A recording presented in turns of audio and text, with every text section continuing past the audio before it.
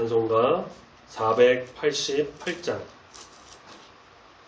488장 찬양합니다.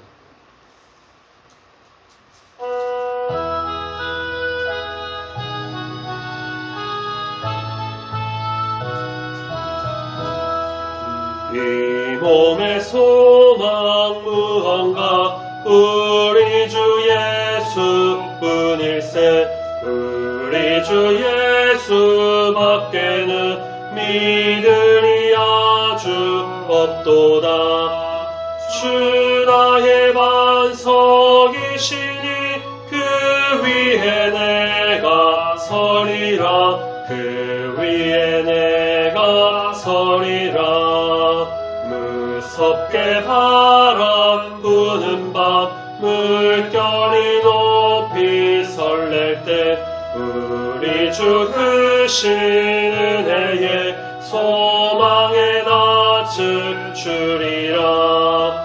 주 나의 반석이시니 그 위에 내가 서리라. 그 위에 내가 서리라. 세상에 믿던 모든 것 끊어질 그날 되어도 구주의 언약 미사와 내 소망 더욱 크리라. 주 나의 반석이시니 그 위에 내가 서리라. 그 위에 내가 서리라. 바라던 천국 올라가 하나님 앞에 배울 때 구주의 의를 힘입어 여심하러 서리라. 주 나의 반석이시니 그 위에 내가 서리라. 그 위에 내가 서리라. 아멘. 사도신경으로 신앙 고백 드리겠습니다. 전능하사 천지를 만드신 하나님 아버지를 내가 믿사오며 그 외아들 우리 주 예수 그리스도를 믿사오니 이는 성령으로 잉태하사 동정녀 마리아에게 나시고 본디오 빌라도에게 고난을 받으사 십자가에 못 박혀 죽으시고 장사한 지 사흘 만에 죽은 자 가운데서 다시 살아나시며 하늘에 오르사 전능하신 하나님 우편에 앉아 계시다가 저리로서 산자와 죽은 자를 심판하러 오시리라. 성령을 믿사오며 거룩한 공예와 성도가 서로 교통하는 것과 죄를 사하여 주시는 것과 몸이 다시 사는 것과 영원히 사는 것을 믿사옵나이다. 아멘.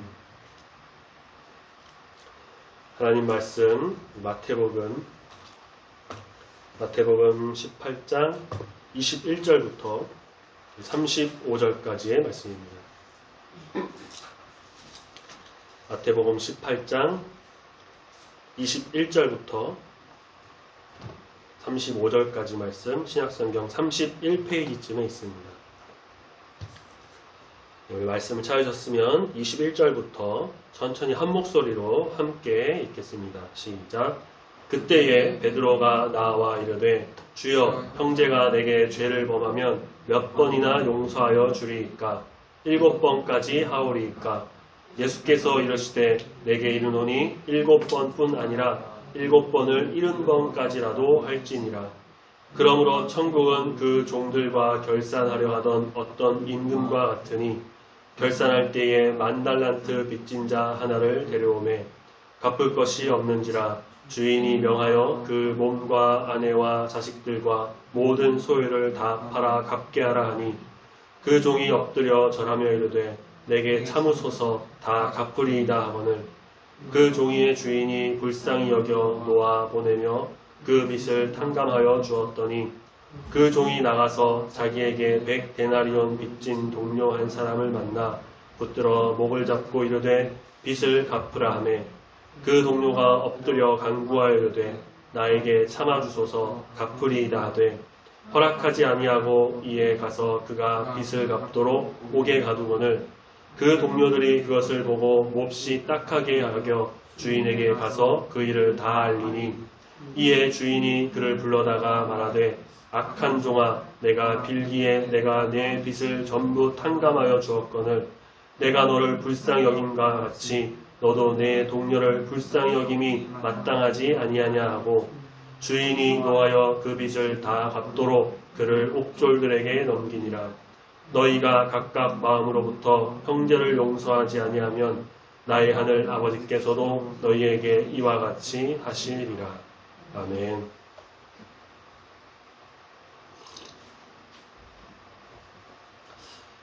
우리 예수님의 제자들은 질문이 꽤 많았습니다. 앞선 말씀에서도 그 앞에서 봤던 18장 앞부분에서도 천국에서 누가 큰 자입니까? 라는 그런 질문을 또 했었고 그 외에도 여러 질문을 했는데 오늘 말씀에도 보니까 21절에 베드로가 아마도 제자들을 좀 대표해서 베드로가 나서서 질문한 게 아닌가 싶어요. 이런 말이 있는 걸 예전에 들은 적이 있는데요.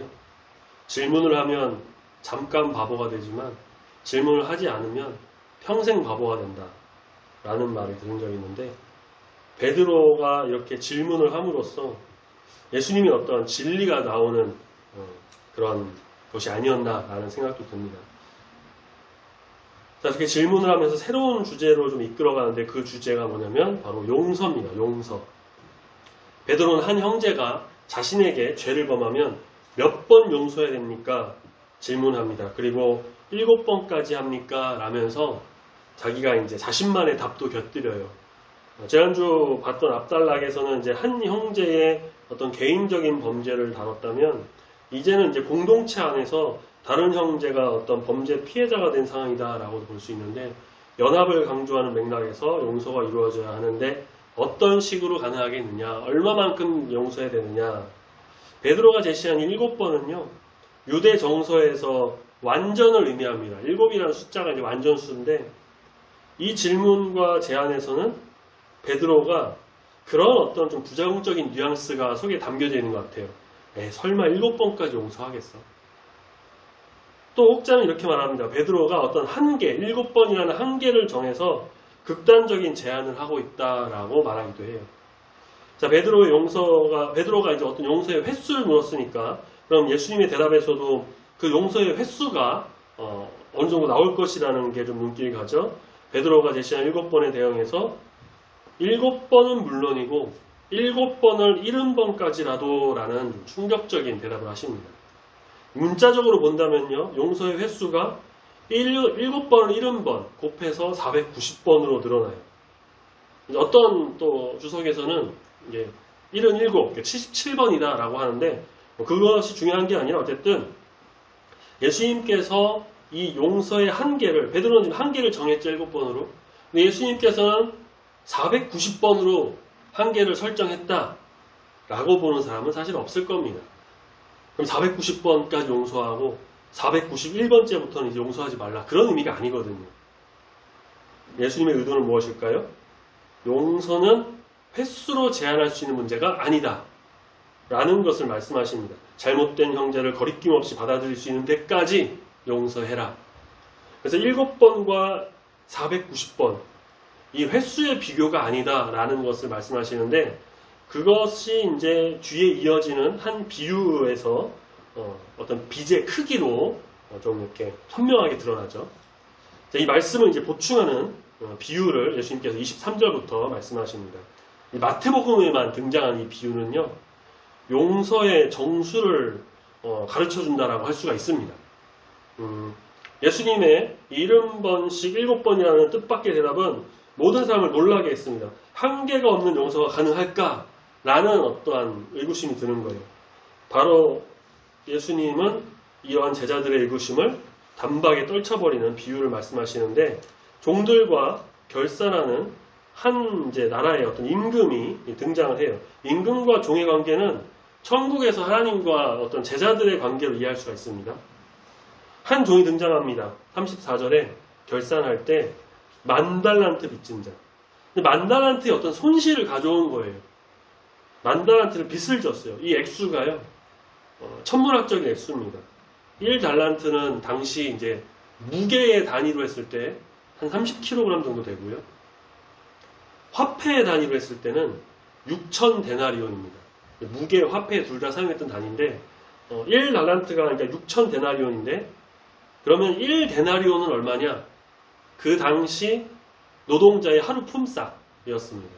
그러니까 1달란트는 노동자가 6천일, 한 16년 정도 일해야지 가질 수 있는 돈인데 현실적으로는 불가능해요. 왜 그럴까요? 하루 벌어 하루 먹어야 되는, 하루 살아야 되는데 그렇게 6천일 동안 하나도 쓰지 않고 모아야 모을 수 있는 게 1달란트거든요. 못 모아요. 6천일 동안 모을 수가 없습니다. 어쨌든 이제 10,000달란트를 그렇다면 어떻게 계산하느냐? 지금의 화폐로 한번 계산해 보죠. 제가 찾아봤는데 올해 2023년 시급이 9,620원이더라고요. 그래서 하루 일당으로 계산하면 8시간 일한다 쳤을 때 76,960원인데 그냥 8만 원이라고 하겠습니다. 그러면 8만 곱하기 6천 하면은 4억 8천. 그러니까 1달란트는요 4억 8천만 원입니다. 자, 그럼 10,000달란트는 거기에 만을 곱해야 되죠. 4조 8천억. 약 5조에 가까운 돈이 바로 이 1만 달란트예요. 말도 안 되는 금액입니다.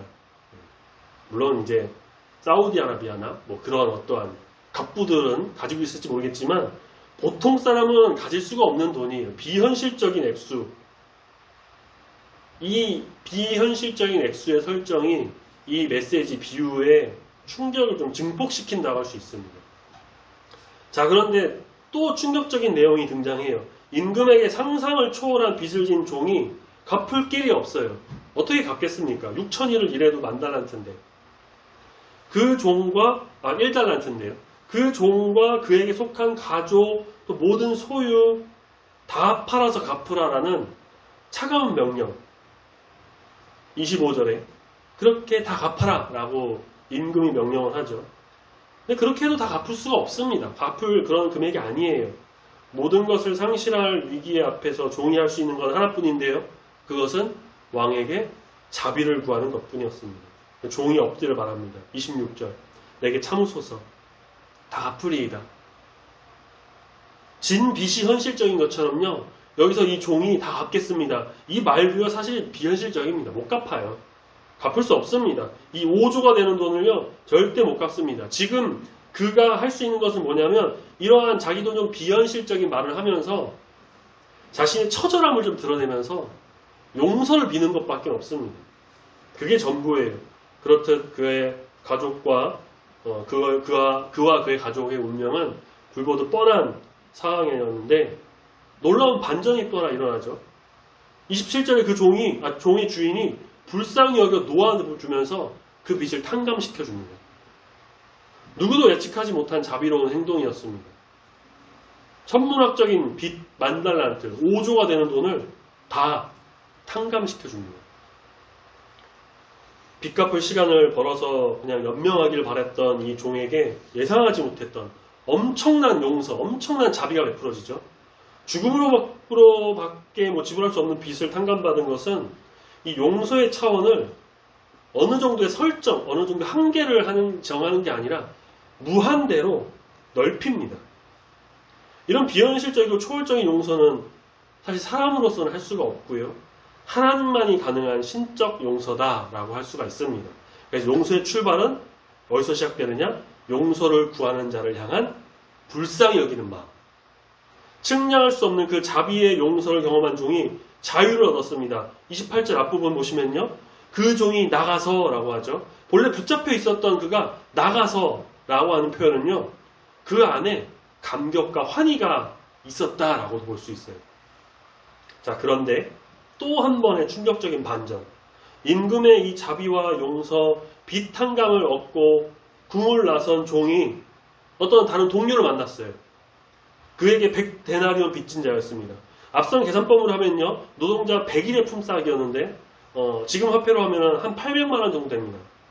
일반 개인 간의 빚치고는 적은 액수는 절대 아니지만 그래도 앞에서 자기가 탕감받은 1만 달란트에 비하면요.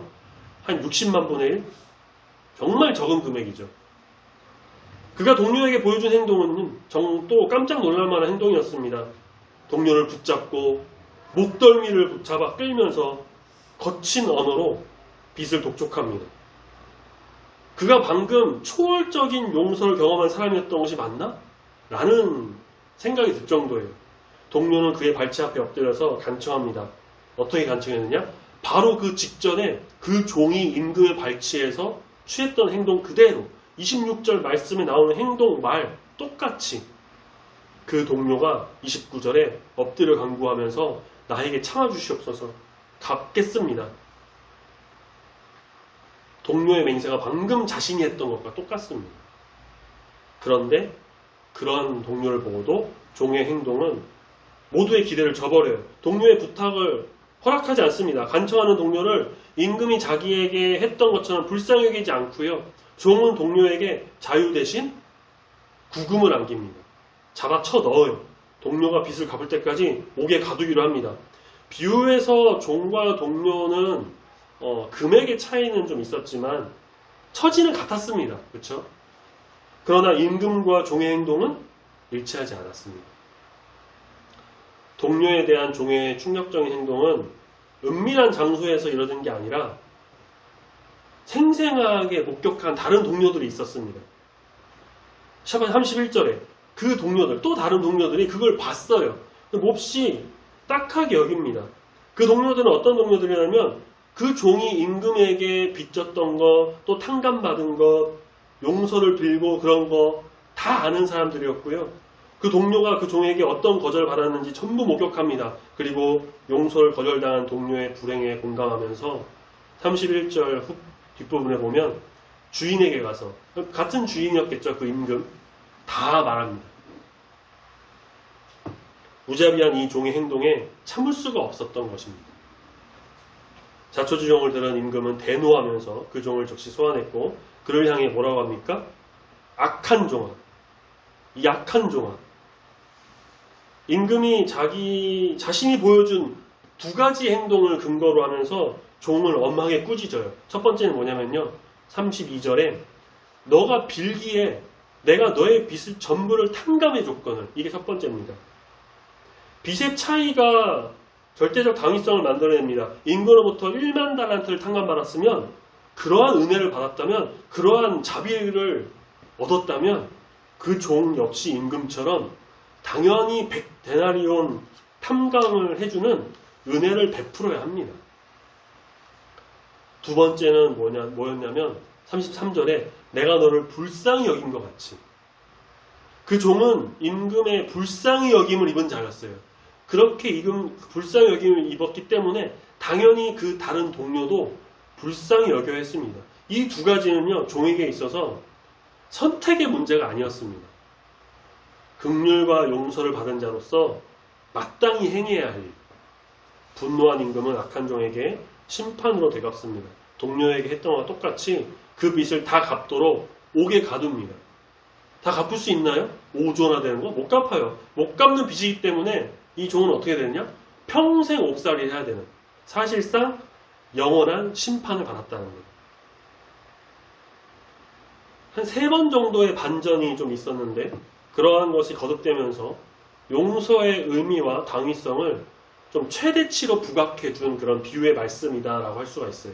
공동체 안에서 형제를 향한 용서가 얼마나 중요한지를 또한 잘 보여줍니다. 왜 중요하냐? 35절 마지막 말씀에 너희가 각각 마음으로부터 형제를 용서하지 않으면 나의 하늘 아버지께서도 너희에게 이와 같이가 뭘까요? 똑같이 용서하지 않겠다 라고 하신 것처럼 용서가 얼마나 중요한지를 말씀하고 있는 겁니다. 베드로가 던졌던 첫 질문에서 형제를 향한 용서의 출처와 근거가 좀 불분명했죠. 그냥 무턱대고 죄를 범하면 몇 번 용서해야 됩니까? 7번입니까? 라고만 했어요. 그런데 예수님의 비유로 그 용서의 출처와 근거가 명확해졌습니다. 그 출처와 근거는 어딜까요? 바로 하나님의 긍휼과 용서에서 출발한다는 거예요. 제자들은 예수로 말미암아 하나님의 긍휼과 용서를 이미 경험한 천국 백성들입니다. 공동체 안에서 용서를 필요로 하는 누구에게든지 그가 끼친 손해가 어떠하든지 얼마만큼 크든 작든지 상관없이 제자들은 이미 갚을 길 없는 그 큰 은혜와 용서를 입은 자로서 그 사람을 불쌍히 여기고 용서해야 합니다. 이것은 아까도 말씀드린 것처럼 선택의 문제가 아니라 예수님의 명령입니다. 하늘나라를 사는 제자들로서 그 제자들은 자신들이 하나님으로부터 어떤 은혜를 입었는지를 꼭 생각해야 합니다. 타인을 향한 용서를 내 성품에 기대서는 7번까지 할 수 있을지 잘 모르겠어요. 하지만 예수로 말미암은 하나님의 성품에 기댄다면 용서의 횟수와 범위의 그 제한은 사라집니다. 490번, 4,900번 그것도 아니라 제한이 없어요. 사실 근데 용서하는 것이 쉽다고 하면 쉽지만 또 결코 쉬운 일만은 아닐 겁니다. 용서가 어려운 일이에요. 용기도 필요하고요. 정말 하나님의 마음이 우리 안에 있어야 합니다. 예수 그리스도의 성품을 따라가는 성령 충만한 마음이 우리에게도 있어야 우리가 용서할 수 있는 겁니다. 우리는 말씀에 나오는 제자들과 같이 우리 역시 십자가의 용서를, 십자가의 그 은혜를, 하나님의 그 자비하심을 이미 경험한 우리는 주의 제자들이니까, 그 은혜를 입은 자들이니까 우리도 역시 타인을 잃은 것이 7번이 아니라 모든 것 안에서 정말 용서를 베풀고 은혜를 베풀고, 그래서 하나님의 그 자비와 긍휼을 사람들에게 또 전하는 참된 주의 성도가 되어야 할 것입니다. 아멘. 같이 찬양하겠습니다. 우리 찬송가 255장 찬양하겠습니다.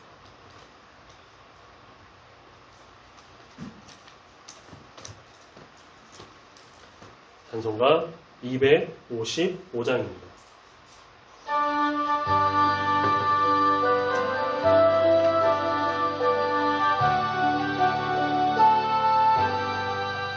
너 이제 흉악하나 눈과 같이 이겠네.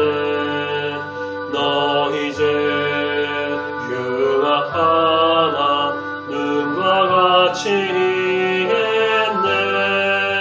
죄의 피 흉악하나 이게 되리라.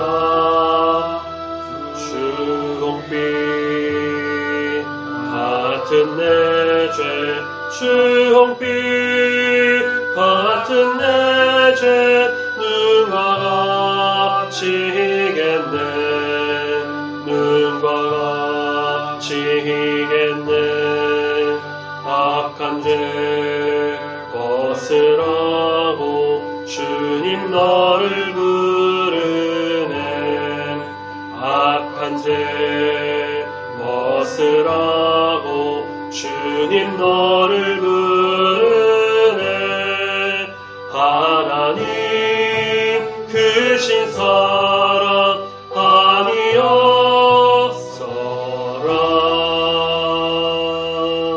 악한 죄 벗으라고, 악한 죄 벗으라고 주님 너를 부르네. 주님 너를 부르네. 너 이제 사해 줍사 기억 아니하시네. 너 이제 사해 주사 기억 아니하시네. 불쌍한 사람들아 오라 하시네. 너 이제 사해 주사, 너 이제 사해 주사 기억 아니하시네. 기억 아니하시네.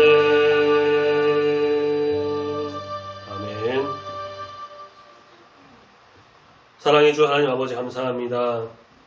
오늘 5월 마지막 날 마지막 주 수요예배 이 말씀 통하여서 용서와 긍휼에 대해서 깨닫게 하시니 주님 감사합니다. 베드로는 용서에 대해 예수님께 질문하며 7번이라도 용서해야 하냐고 물었지만 예수님께서는 70번을 7번까지라도 용서하라는 그 용서의 횟수에 제한을 두지 말고 끝까지 용서하고 사랑으로 감싸라는 말씀을 하신 것을 우리가 보게 됩니다. 비유를 통해 또 명확한 진리를 전달해 주심으로 제자들에게 또 말씀을 듣는 우리에게 진리를 깨닫게 하시니 주님 감사합니다. 누구를 용서한다는 것이 쉬우면서도 참 어려운 일인데 우리가 이미 그 하나님의 용서를 감히 측량할 수 없는 그 무한한 사랑으로 우리의 모든 것을 씻어주시며 우리에게 자비와 긍휼을 더하여 주신, 그래서 모든 것을 용서하셨사오니 그 은혜를 입은 우리가 이 악한 종처럼 다른 사람을 정죄하고 또 용서하지 않는 것이 아니라 항상 예수 그리스도의 마음으로 하나님의 성품으로 용서를 베풀고 은혜를 베풀고 자비와 긍휼로 나아감으로 인해 하나님의 덕을, 아름다운 그리스도의 선을 세우는 귀한 주의 제자로서의 삶을 살도록 붙드시고 인도하여 주시옵소서. 주님, 우리를 통해 선하신 주의 뜻이 펼쳐지며 또 아름다운 주의 나라가 만들어지기를 소망합니다. 우리의 마음을 붙드시고 인도하여 주시사 주님만을 바라보는 귀한 삶 되도록 붙드시고 함께하여 주시옵소서. 주님 감사합니다. 남은 한 주간 삶도 지켜주시고 이제 내일부터 새로운 달 6월이 되는데 6월 한 달도 또한 지켜주시고 인도하시사 주님의 형통하심 속에서 온전히 살아가는 귀한 주의 백성이 다 되도록 함께하여 주시옵소서. 감사드리며 거룩하신 예수님의 이름으로 기도드립니다. 아멘. 하늘에 계신 우리 아버지여, 이름이 거룩히 여김을 받으시오며 나라가 임하시오며 뜻이 하늘에서 이루어진 것 같이 땅에서도 이루어지이다. 오늘날 우리에게 일용할 양식을 주옵시고 우리가 우리에게 죄 지은 자를 사하여 준 것 같이 우리 죄를 사하여 주옵시고 우리를 시험에 들게 하지 마옵시고 다만 악에서 구하옵소서. 내게 나라와 권세와 영광이 아버지께 영원히 있사옵나이다. 아멘.